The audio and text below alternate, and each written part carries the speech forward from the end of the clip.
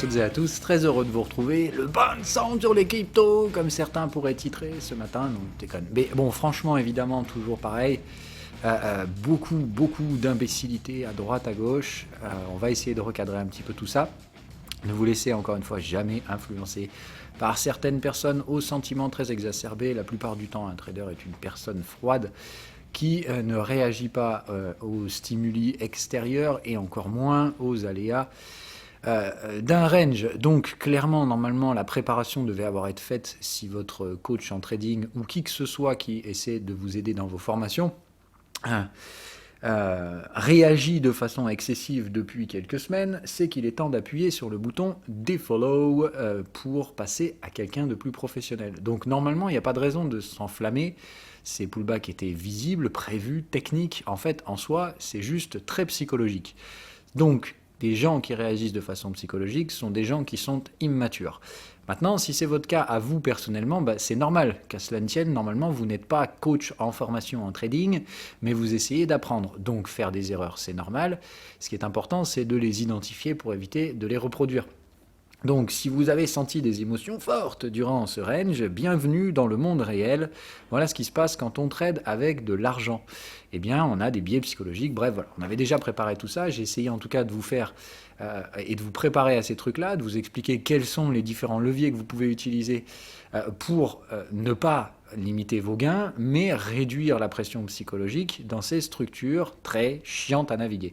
Parce qu'un pullback, ça ralentit, ça change de rythme, et que, comme toujours, vous voulez maintenir le rythme existant, mais vous n'avez aucun impact sur le marché. Donc, il faut apprendre à vous adapter et non pas à essayer d'imprimer votre propre vérité, comme certains le font parfois allègrement. D'un point de vue purement technique, est-ce que la tendance crypto est terminée ? Mais je comprends, enfin non, c'est juste non, c'est pas possible, il n'y a qu'à regarder devant vous, Crypto Total c'est toujours très haussier, il n'y a pas le moindre ralentissement, il n'y a pas la moindre phase de divergence, ni même de pullback sur, on va dire, le marché crypto dans son ensemble, mais on a un pullback sur les leaders, surtout Bitcoin, et ça, évidemment, ça plaît pas à tout le monde, parce que là, ah oui, on a cassé le momentum, etc., etc. Bon, non.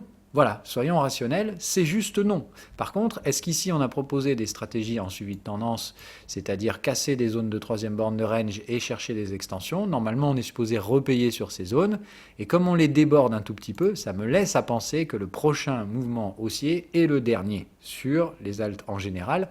Attention, quand je parle de dernier dans la phase de breakout.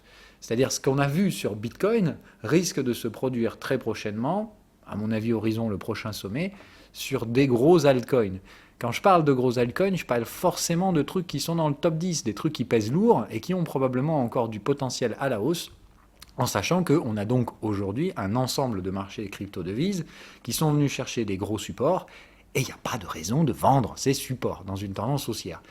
Donc, on va étudier, on va parler ce matin du rebond. Je vais essayer de vous expliquer les tenants et aboutissants sans rentrer dans les délires plus poussés des expérimentés sur comment on gère le risque sur ces trucs-là.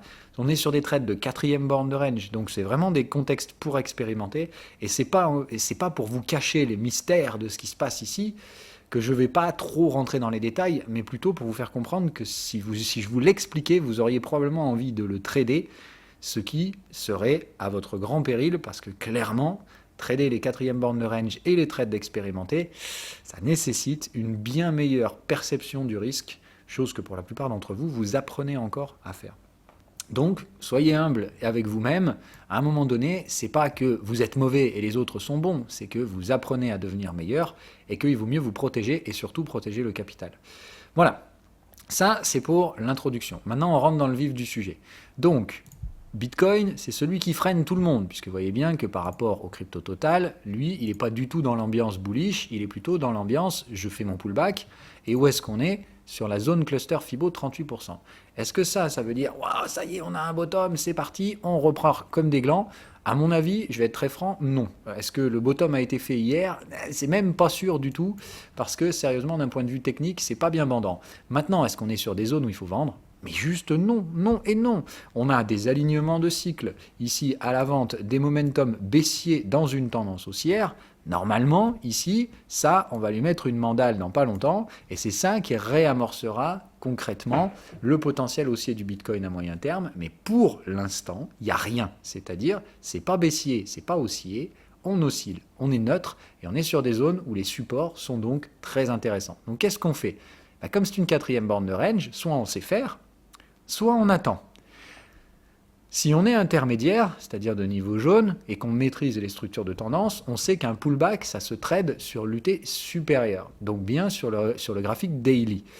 En daily, jusqu'à preuve du contraire, on a bien toutes les conditions du pullback, un range mature sur l'UT inférieur, on traite bien au niveau du canal de tendance, on est bien sous les 50% de contexte, là on est même dans le contexte acheteur, et on est à proximité des zones cluster Fibonacci.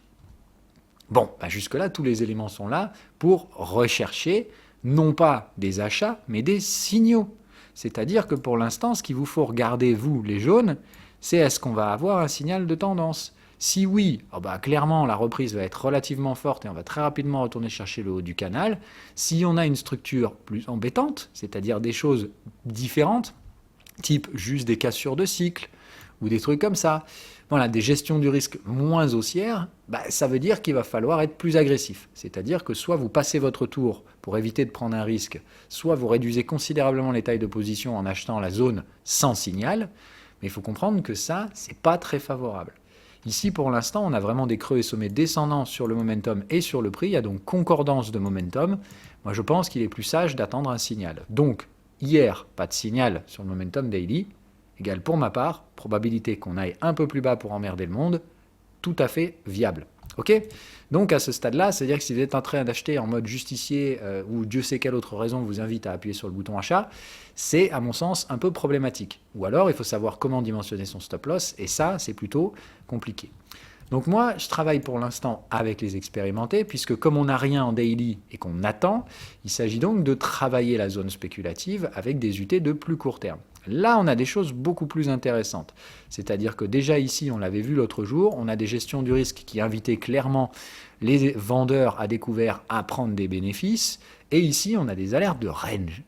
Donc là, moi, je suis navré de vous le dire, mais ça, pour des reprises en tendance, alerte de range, voilà, pas très compliqué. Ça veut dire que je dois visuellement voir une structure de range. Bon, oui, ça va. Hein. Là, tout le monde l'a vu, je pense. Il n'y a pas trop de raisons de se secouer les neurones. On est plutôt, pour l'instant, sur le traçage d'un canal. On est dans le bas du canal. Problème, un canal baissier, ça peut baisser longtemps.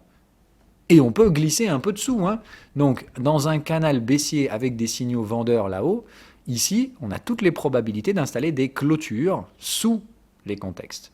Contexte sur lequel on est en train de travailler. Donc normalement, on est supposé acheter des clôtures sous ce niveau.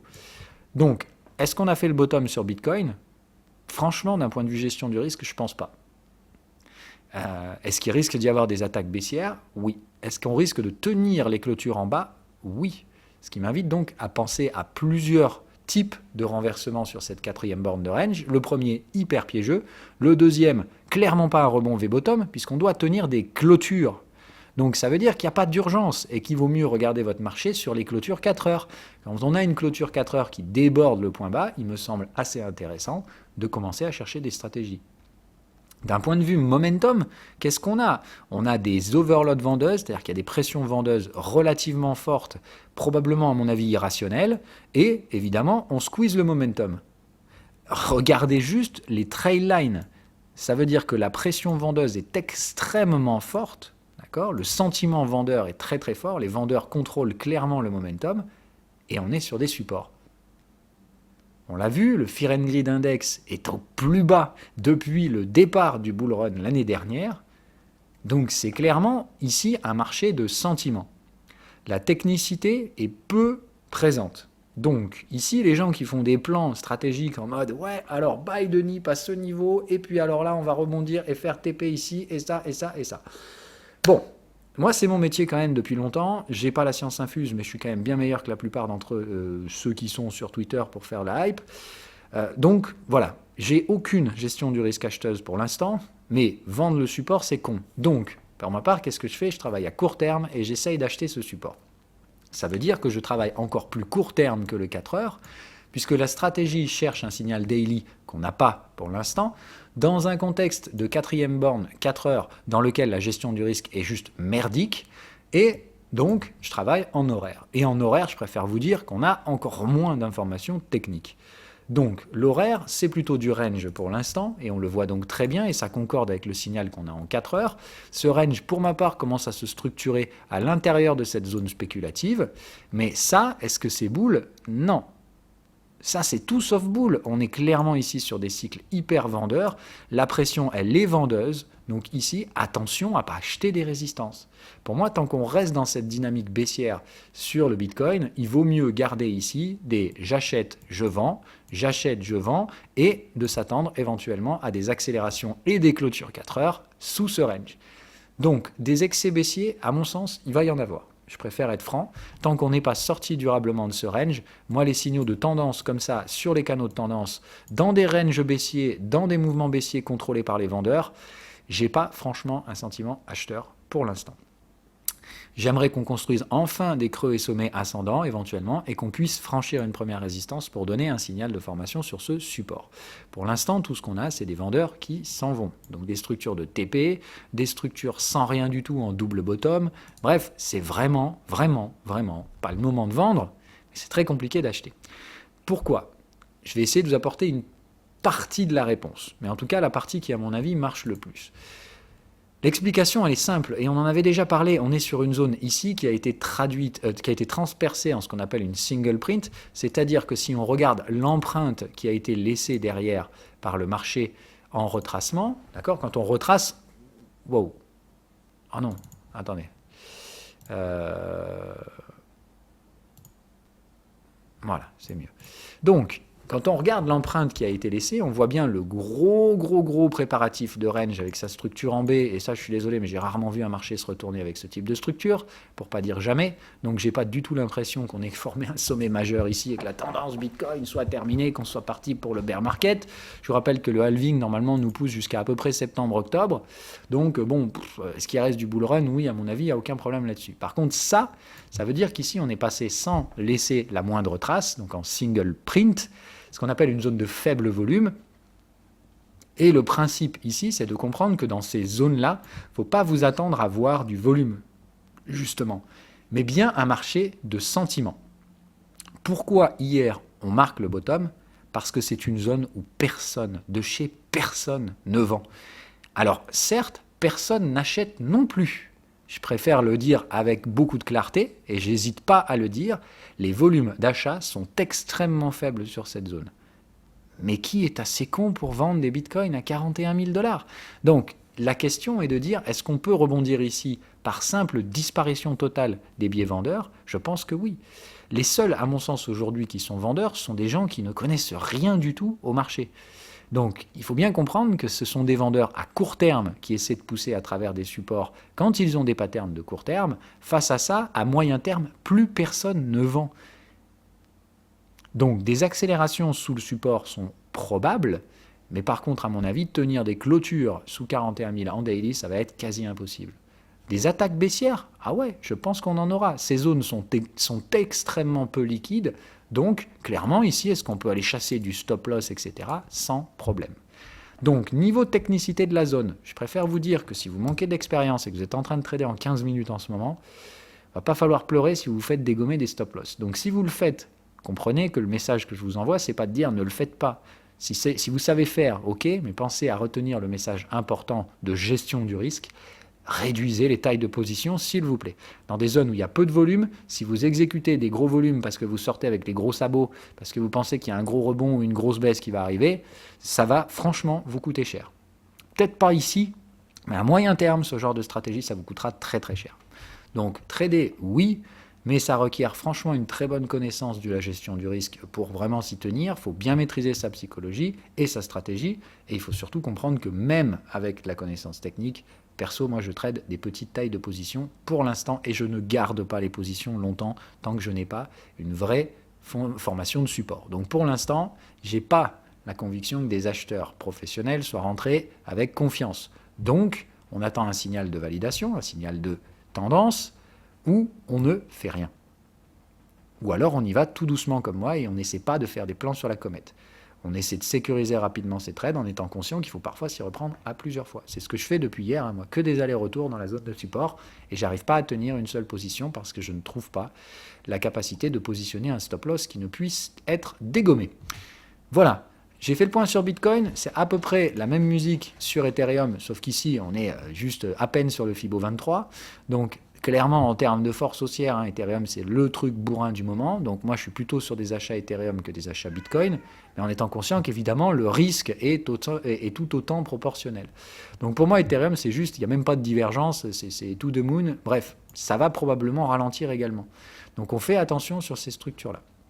Les autres cas de figure ont tous chacun une structure un peu différente. Moi, je vous l'ai dit, j'aime particulièrement certains coins qui ont des bad range très visibles et surtout qui ont travaillé ces zones de prix très longuement, comme par exemple Atom, TRB. Le Monero, je change de stratégie parce que j'ai l'impression que vu la structure de reverse et les non-rebonds auxquels on assiste, ça ne fait pas du tout partie des coins que les gens ont envie d'acheter en ce moment. On est survendu ici alors qu'on est clairement dans une tendance haussière, il n'y a pas de souci ici, mais donc il y a une anomalie, la survente ici n'étant pas rachetée, égale il se passe probablement quelque chose sur l'UT supérieur. Et ici c'est plutôt de dire qu'on ne voit pas bien sur cet actif-là, mais en soi on a ici une grosse phase 2018, ok, un bear market assez sensible, et en fait la structure qu'on est en train de constituer sur Monero, c'est surtout à mon avis ce qu'on appelle une tasse avec anse. Donc, comme il n'y a pas de rebond ici, je vais attendre. C'est vrai que ce n'est pas vraiment la thématique des privacy coins en ce moment, mais je pense que c'est une thématique qui sera extrêmement forte quand les banques centrales vont commencer à mettre leur nez dans la soupe. Donc, pour l'instant, je pense qu'il vaut mieux reposer un petit peu sur Monero, attendre que ça se stabilise, en avoir déjà en portefeuille clairement, parce que si maintenant ça pète l'ATH, il ne faudra pas venir pleurer. Mais il me semble clairement qu'il y a la possibilité ici de trouver un timing un peu différent, sur une pattern un peu chiante à gérer, que serait le cup and handle. Il y a d'autres sujets qui m'intéressent bien, comme par exemple KNC, où on a la même chose, des gros ranges bien matures, ça travaille bien les bad range, voilà, j'aime bien ces structures-là, maintenant ça peut clairement casser un petit peu plus bas. Mais comme on l'a dit, j'ai plutôt l'impression que le crypto total a marqué un bottom et qui va se rediriger vers un sommet divergent, c'est-à-dire ici, casser la résistance, mais sans nécessairement s'envoler to the moon. Donc je pense qu'ici, il vaut mieux rester encore un petit peu bullish, en sachant que le prochain sommet, c'est probablement celui qui, derrière, nous ramènera à nouveau vers un support, en cassant les lignes de tendance, cette fois, du crypto total. Parce que là, ici, je suis navré, mais il n'y a pas encore du tout ni de phase de divergence, ni de pullback. Le pullback casse toujours un support. Pour l'instant, on n'a cassé que dalle. Donc, on ne fait que commencer dans le range des cryptos, si tant est qu'il y a un range, et ça dépend de la nature du prochain sommet. Je pense que vu la réamorçage très lent du Bitcoin et la nature de la dominance qui est quand même déjà bien tirée à la baisse, je doute qu'on ait un bull market hyper puissant qui parvienne à relancer la tendance. Mais par contre, je pense qu'on risque d'avoir un rebond mou, dont certains coins vont faire des ATH éventuellement, mais on ne tiendra probablement pas longtemps derrière. Et à ce moment-là, je pense qu'on arrivera enfin à casser un support pendant l'été. Donc, encore une fois, les niveaux de valo qu'on a actuellement sur l'ensemble du secteur crypto, risquent d'être revisités un peu plus tard dans l'été. Donc, est-ce que c'est le moment de sortir les tailles de position du siècle parce que vous allez FOMO un bull market, etc. Non, c'est juste de comprendre que pour l'instant, on va probablement passer un temps fou à naviguer à l'intérieur de ces ranges, avec plusieurs très bons dossiers qui feront probablement de nouveau des ATH, d'autres qui vont consolider en vue de les faire plus tard, et des shitcoins qui vont se péter la gueule. C'est ça pour moi la nature de ce qui va se produire prochainement. Très compliqué donc à naviguer. Ceux qui font des paris directionnels là-dedans en disant mon coin c'est de la balle, il va partir en ATH et il va to the moon. Voilà, je suis navré, mais c'est juste carrément impossible. Donc on fait très attention à tout ça. Voilà, la psychologie est extrêmement compliquée à naviguer dans ces marchés, donc restez plutôt dans une forme de repli sur les tailles de position pour réduire l'amplitude émotionnelle et les erreurs. Et alors quand il s'agit d'écouter les news qui baladent les prix dans le range, pour ne citer qu'un monsieur Elon Musk, mais bon, il n'y a pas que lui, on s'en fout. Voilà, les news dans un range, ça n'a jamais servi à autre chose que faire parler les cons. Donc, laissez-les parler, n'écoutez pas, Pour l'instant, allez écouter des dizaines et des dizaines de mecs sur Twitter ou sur YouTube qui essaient de vous expliquer chaque petit mouvement et pourquoi on a baissé de 15% parce qu'il y a eu le tweet de machin. Mais on s'en fout. Voilà, ça ne sert à rien. Achetez des niveaux techniques propres, achetez-les avec des gestions du risque si vous savez les faire. Et si vous ne savez pas le faire, attendez des signaux en daily. Pour l'instant, on n'a rien. La clôture hier est pas belle. Donc, restez patient. Voilà. Bye bye. Pardon, et sur le marché action, écoutez, il n'y a toujours rien. Hein. Hier, pas de baisse, pas de hausse. On est toujours paumé au milieu de nulle part. Donc malheureusement, moi, je ne peux pas inventer une musique quand il n'y a pas de musique.